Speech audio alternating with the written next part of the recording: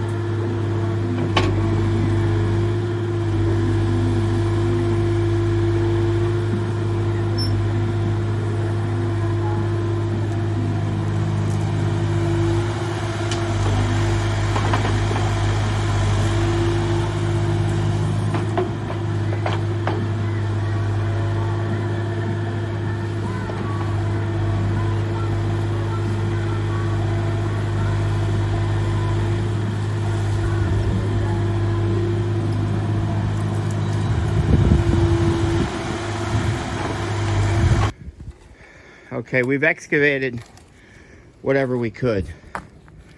I'm sure you've noticed that normally we like to dig a full bucket down along the side.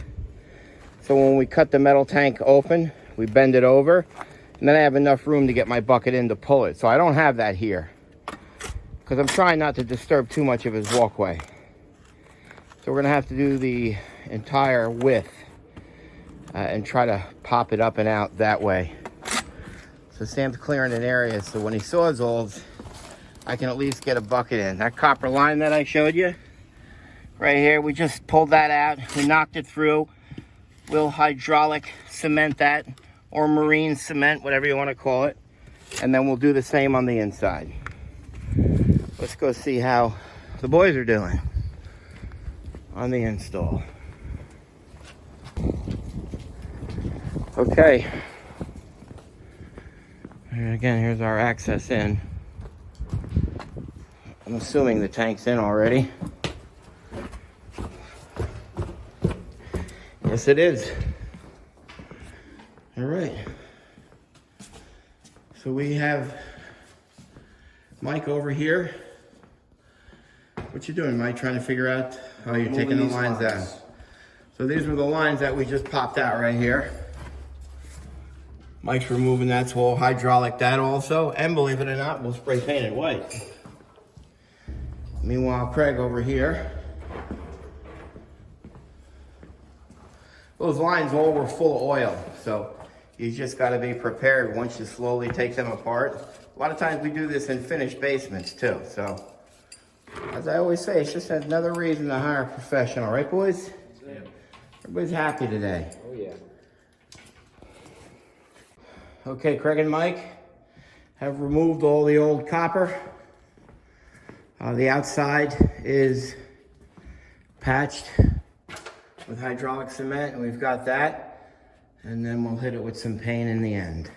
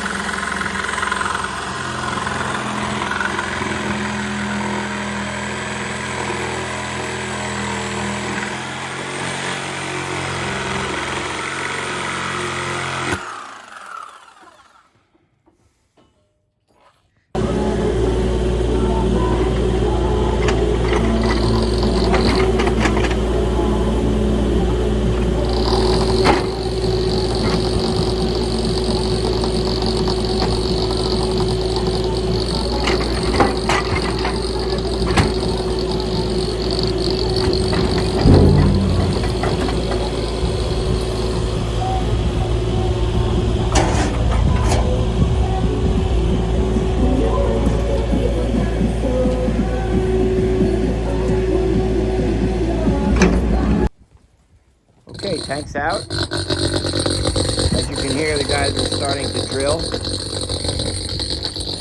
You can come and see the bottom of the tank right here. That looks good.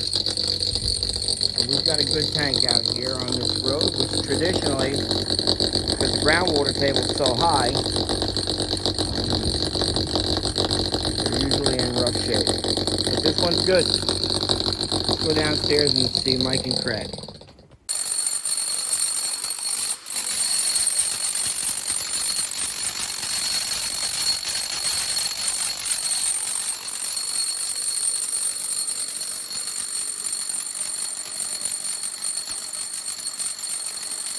All right, we are transferring the usable fuel now through the fill-in vent that Mike installed and drilled out.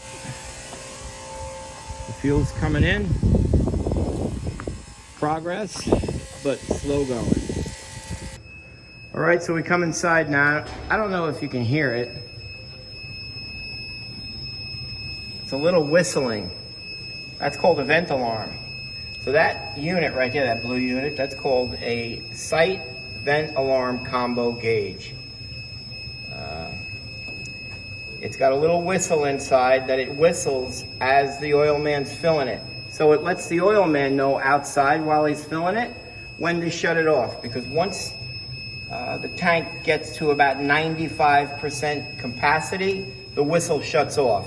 So when that happens, he pulls and he shuts his nozzle off.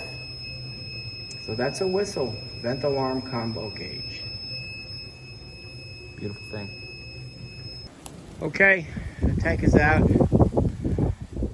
So we've filled in around the holes where we drilled for the fill and vent. There's also a couple other foundation cracks by the homeowner there, so we just wire brushed that and filled that in for him since it was opened. I think we've transferred about 185 gallons in. I know the lines are all flared. Run to the burner is up and running.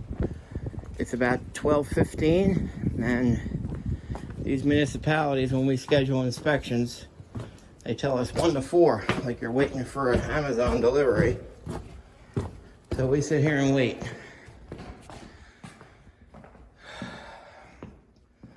Lines are installed. We've got them run, fastened, 3/4 fuel. That hole is patched and painted. You can't even see it where the old copper lines came in. And we're just gonna hydraulic cement those. And we'll put these silver, they're called scutchings, or a goof plate. We'll put that over. It's pretty good.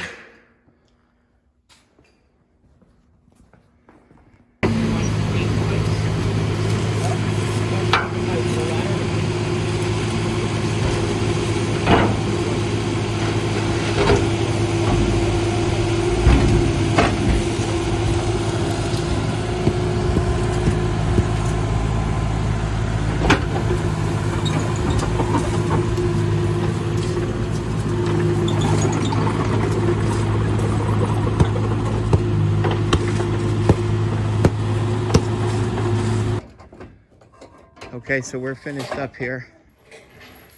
That's the outside product. There's no damage to the driveway. As soon as the